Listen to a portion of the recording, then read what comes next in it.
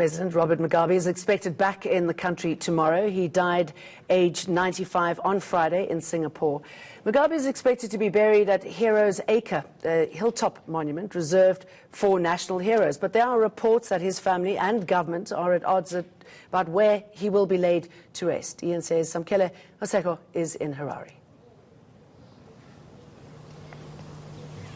Well, Jane Dutton, we will get those questions of where the late statesman Robert Gabriel Mugabe will be laid to his final resting place on Sunday from Leo Mugabe, the family spokesperson. I'm not going to waste time. I'm going to throw straight to him.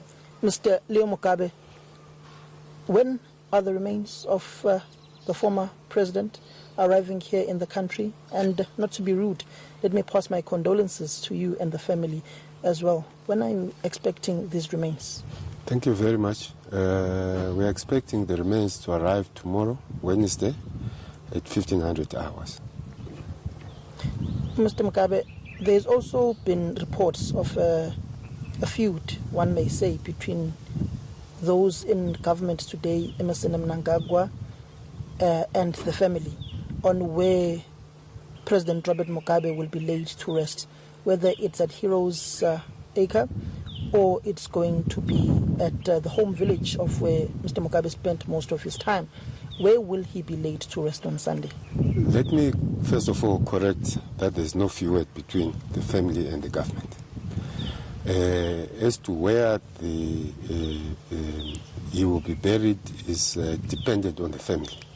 The family and the chiefs in Zimba are the people that will determine basically where he's going to be buried.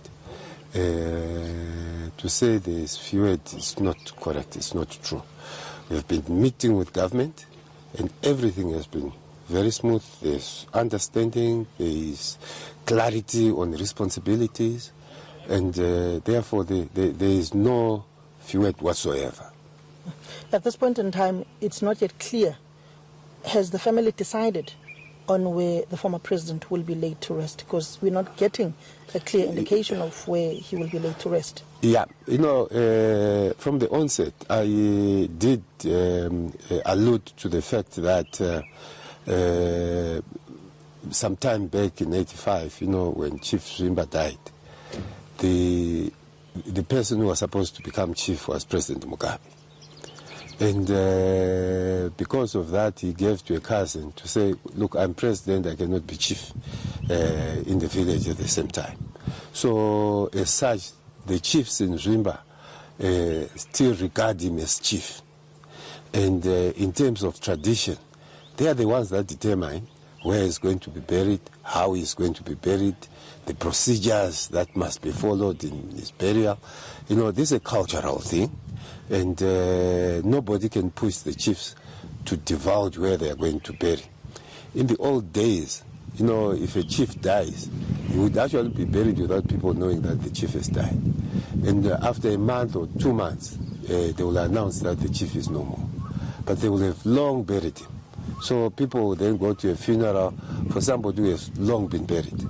So in this case, the chiefs will determine. I know they've made up their minds. They've not just announced their decision. And as soon as they announce their decision, we'll make it known to the public. When will they be announcing this decision of when he will be buried? I have no idea. I have no idea. To be honest, I have no idea.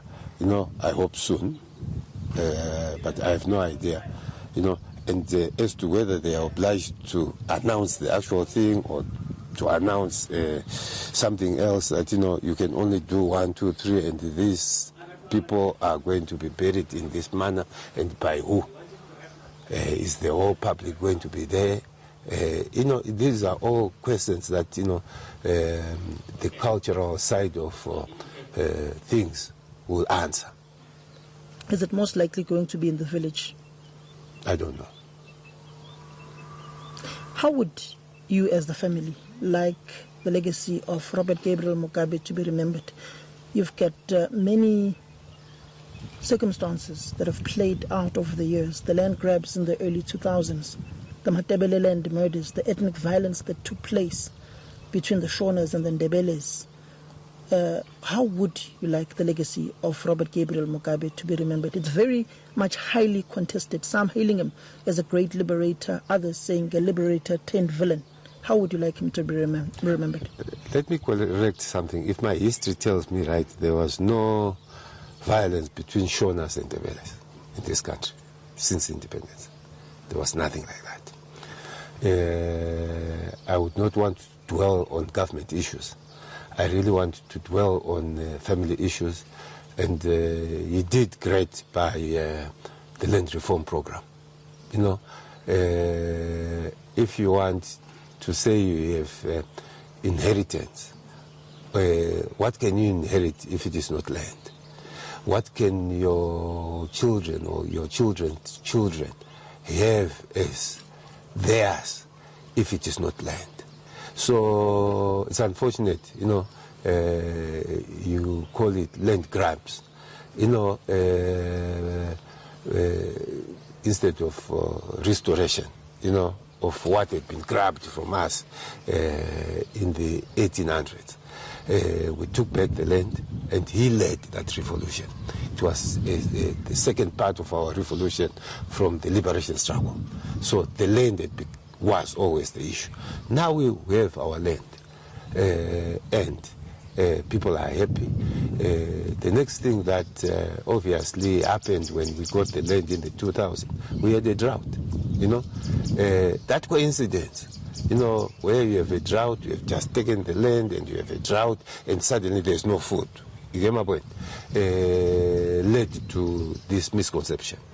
Then also the legacy in terms of indigenizing the economy, making sure the disadvantaged, the black population, the Africans, you know, after having land, they must now be empowered, you know, be their own business people, start their own businesses and that sort of thing.